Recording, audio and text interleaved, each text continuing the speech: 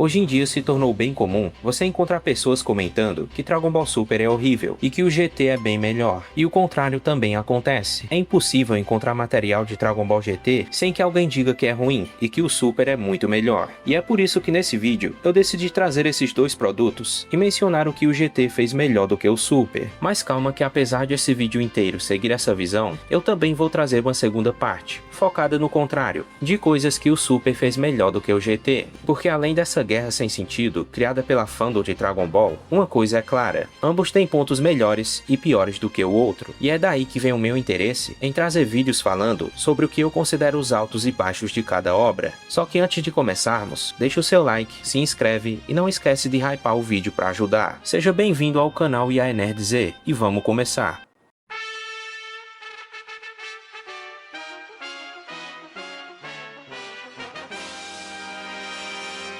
Quando olhamos para Dragon Ball Super, principalmente no anime, vemos que ele nos apresentou uma quantidade absurda de transformações em muito pouco tempo, sendo que a maioria delas surge simplesmente do nada, como por exemplo, a forma Rage do Trunks. Você pode até gostar da ideia de colocar transformações novas em cada arco, e eu não sou ninguém para dizer que isso é errado, mas precisamos admitir uma coisa: trazer um power-up em praticamente todos os arcos acaba criando problemas com o power-up anterior, e eu vou explicar melhor. Como sabemos, a era de DBS começou com o Super Saiyajin Deus, uma transformação inovadora e que pessoalmente acho que surgiu de um conceito muito bom, mas precisamos ver o que acontece depois da Batalha dos Deuses, no arco do Freeza. Como sabemos, o Goku consegue o Super Saiyajin Blue, o que deixa completamente de lado o Super Saiyajin Deus, sem desenvolvê-lo quase nada, mesmo tendo muito potencial. E quando olhamos mais pra frente, a história se repetiria com o instinto superior, mesmo que a fase Blue tenha brilhado muito mais do que o Super Saiyajin Deus. Ele também acabou sendo meio que deixado de lado por inimigos que superavam esse poder como se não fosse nada. Por isso que eu acredito que o GT fez melhor nesse aspecto. Eles trouxeram o Super Saiyajin 4 e mantiveram ele até o final da série. Em nenhum momento ele foi substituído ou abandonado por um power-up mais forte, talvez até pela curta duração que o GT teve. Mesmo assim, isso torna a crítica ao Super ainda mais pesada, porque com mais tempo e mesmo com o dobro de episódios, eles deixaram o Super Saiyajin Deus de lado de uma hora para outra. Só que não me entenda mal, o problema não é a quantidade de power-ups que o Super teve, mas sim o fato de colocarem um atrás do outro sem desenvolver ou fazer o anterior realmente brilhar, sem contar que uma boa parte surge praticamente do nada. Agora, quando comparamos o Super Saiyajin 4 com o Super Saiyajin Deus, vemos que as duas transformações surgem praticamente do nada. O Super Saiyajin 4 aparece graças ao Supremo Senhor Kaiô, que por algum motivo sabia como obter um poder além do Super Saiyajin 3. Já a segunda aparece por causa de um sonho de um deus e de uma lenda da qual nunca tínhamos ouvido falar antes. Porém, ambas as transformações desenvolvem previamente a sua introdução. No GT, o Goku passa por um treinamento bem específico, o que faz a sua cauda voltar a crescer novamente. Depois ele se transforma no Grande Ousaro Dourado, e ao conseguir controlar essa forma, nasce o Super Saiyajin 4. Já no caso do Super Saiyajin Deus, logo no começo do Super, ou do filme, o tema da lenda é mencionado, e como sabemos, o único motivo do Bills ir para a Terra era para encontrar esse tal de Super Saiyajin Deus. E mesmo que seja necessário 6 Saiyajins de coração puro para invocá-lo, a gravidez da Videl já tinha sido mencionada bem antes. Pessoalmente, eu não acho que o surgimento das duas transformações seja lá uma obra-prima da escrita. Até aqui, ambas caminham lado a lado, mas é com a chegada do Super Saiyajin Blue que o GT ganha esse ponto. Enquanto a fase 4 nunca foi deixada de lado ou substituída por um power-up mais forte, o Super Saiyajin Deus perdeu seu brilho muito cedo por uma transformação que surgiu praticamente do nada, e que só foi explicada no mesmo segundo em que apareceu. E pessoalmente, eu acho que se o Super Saiyajin Blue tivesse estreado no arco do Goku Black, com uma construção narrativa anterior, teria sido muito melhor. E também tem o Super Saiyajin Deus do Vegeta, que aparentemente conseguiu essa forma sem um ritual, porque convenientemente, dava para alcançar esse poder apenas treinando. Agora, quando comparamos com o Super Saiyajin 4 do Vegeta, vemos o quão bem o GT se saiu nesse ponto. Mesmo que ele tenha alcançado essa forma graças a uma máquina criada pela Bulma, pelo menos essa máquina já tinha sido introduzida anteriormente no arco do Baby e não surgiu do nada. Sem contar que tem um episódio inteiro dedicado ao Vegeta, que faz uma retrospectiva da sua rivalidade com Goku, mencionando que depois da luta contra o Majin Buu, ele nunca mais quis superar o Kakaroto, mas sim descobrir até onde ele mesmo poderia chegar como guerreiro. Isso não apenas prepara o terreno para sua fase 4, como também mostra total coerência com o Vegeta que vimos no final de Dragon Ball Z.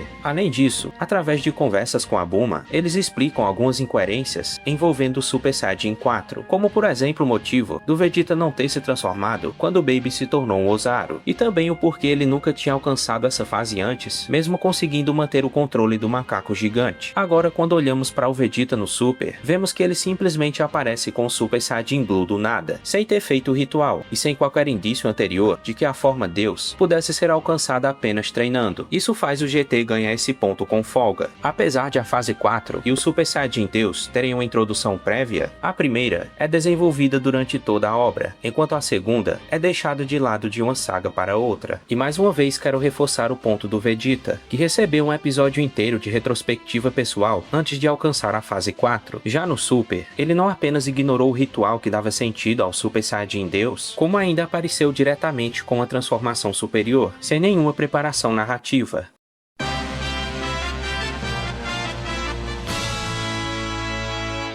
E bom, como sabemos, DBS se passa antes do final de Dragon Ball Z. Depois da derrota do Kid Buu, muitos anos se passaram até o torneio com o Ubi. Mas será que era realmente necessário que todos os arcos acontecessem especificamente nesse período? Pessoalmente, eu sinto que o GT, por continuar diretamente os acontecimentos de Dragon Ball Z, leva esse ponto com muita vantagem. Talvez você já tenha percebido que em Dragon Ball Super não existe a sensação real de perigo ou tensão narrativa. Afinal de contas, sabemos que no final, tudo vai acabar bem, porque a história se passa antes do torneio com o Ubi, onde todos os guerreiros Z estão vivos e bem. Mas depois de 8 arcos, sem sequer chegar a esse ponto da história, não me parece ser uma boa decisão. Agora, quando olhamos para o GT, mesmo que cada arco tenha um final feliz, nós como espectadores não fazemos ideia do que vai acontecer, e isso gera muito mais peso para as situações críticas e fortalece a trama. Imagina só um torneio do poder acontecendo depois do final de Dragon Ball Z, com certeza teria sido bem melhor. Isso porque a incerteza sobre o futuro deixaria cada episódio muito mais emocionante. Claro que no Super, a gente não sabia como a trama iria se desenvolver, só que sabíamos o mais importante. No final, tudo acabaria bem para os guerreiros Z, porque eles precisavam estar vivos para o torneio que iria acontecer daqui a 10 anos. E sem sombra de dúvidas, eu reforço que o GT é muito melhor nesse aspecto.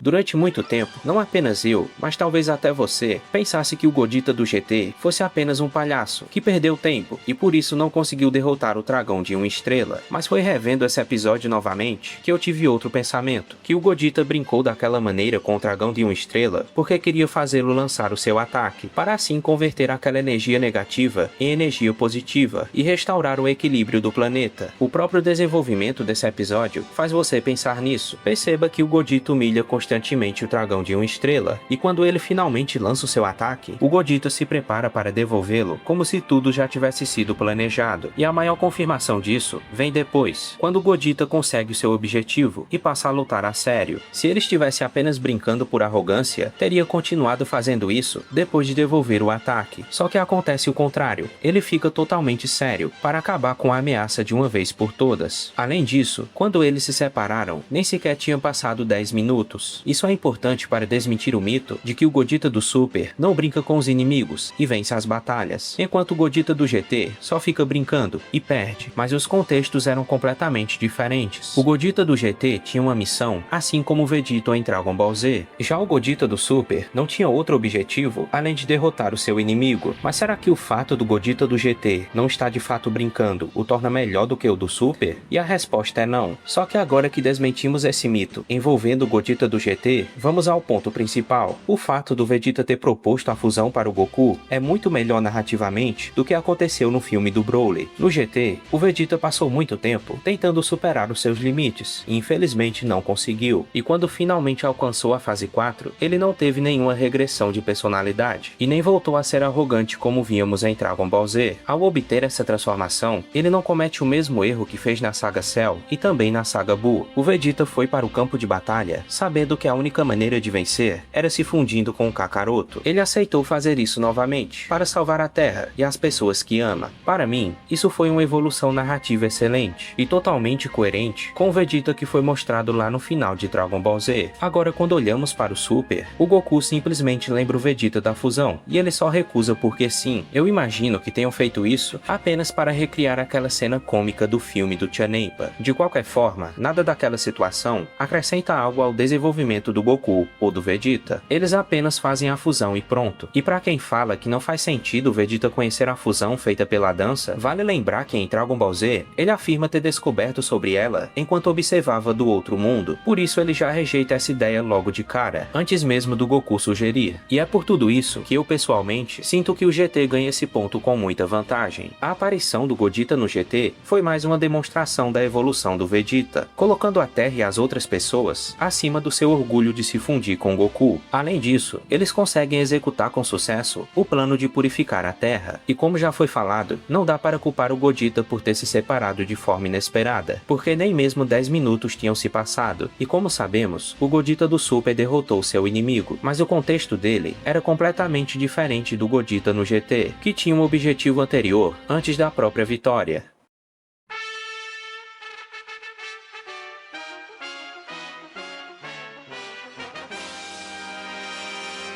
Talvez esse ponto seja bem controverso, mas deixa eu explicar. Eu pessoalmente curti bastante a participação do Gohan no Torneio do Poder, desde a sua luta contra os Namekuseidins do Universo 6 até a sua parceria com o Freeza. Eu não considero que o papel do Gohan no GT tenha sido melhor, mas o ponto que eu quero trazer é outro. Ele comete o mesmo erro da saga Buu, passa um tempo sem treinar e em seguida enfraquece. Daí o Freeza aparece e humilha ele, causando a morte do Piccolo. Ao se dar conta de que quase perdeu a sua família, ele se motiva para treinar novamente, encerrando o arco do Freeza Dourado, pedindo para que o Piccolo o treine. No arco seguinte, ele até aparece treinando, mas na saga Black não existe qualquer indício de que ele continuou seguindo esse caminho, e quando chegamos no Torneio do Poder, o Gohan finalmente decide treinar a sério e recuperar a sua forma definitiva. E durante o arco do Moro, também vemos que o Gohan continua treinando, para proteger as pessoas que ele ama, e não porque gosta de lutar. Agora quando chegamos em Super Hero, vemos que o Gohan abandona seus treinos outra vez, acreditando que o Goku e o Vegeta já são suficientes para proteger a Terra. Só que o pior é que o filme compensa essa sua irresponsabilidade, dando para ele uma nova transformação. Eu sei que não apenas eu, mas alguns de vocês, entendemos perfeitamente o fato do Gohan nunca ter gostado de lutar. Então eu consideraria muito melhor deixá-lo como personagem secundário, focado na própria vida, do que repetir eternamente a mesma fórmula da saga Buu. Como vemos, ele fica enferrujado, é humilhado, volta a treinar, para de treinar de novo, e em seguida fica enferrujado. Esse ciclo se repete várias vezes. Agora, quando olhamos para o GT, vemos que eles seguiram de forma mais coerente a narrativa do Gohan de não gostar de lutar. Ele só participou em situações bem específicas e por obrigação, mas nunca terminou um arco prometendo que iria voltar a treinar. O Gohan do GT seguiu com sua vida normalmente, mesmo depois da Terra ter sido dominada pelo Baby, ou depois de ter sido humilhado pelo Super Android 17. E era exatamente nesse ponto que eu queria chegar. Dragon Ball GT foi muito mais coerente com o personagem Gohan do que foi no Super. Eu não estou falando do papel do Gohan em si, mas sim da sua coerência narrativa. Enquanto no Super, ele vive prometendo que vai treinar, e isso dura só 2 episódios, no GT, ele mantém a mesma linha de comportamento já mostrada anteriormente. E sim, ele teve um papel muito mais secundário, mas o personagem permaneceu consistente. Mas o que o Super poderia ter feito para não perder esse aspecto? E a resposta é bem simples: fazer o Gohan cumprir com sua promessa e continuar treinando, enquanto equilibrava isso com as suas responsabilidades como pai, estudante e marido. Assim, ele poderia se tornar um personagem consistente, coisa que infelizmente não aconteceu. E bom, agora que eu mostrei os pontos, dos quais eu considero que o GT fez melhor do que o Super, chegou a sua vez. Deixe nos comentários o que você acha, e se você concorda com alguns deles ou não. Comente também quais aspectos você acha que o Super fez melhor do que o GT, para que eu possa adicionar no próximo vídeo. Fique com Deus e até a próxima.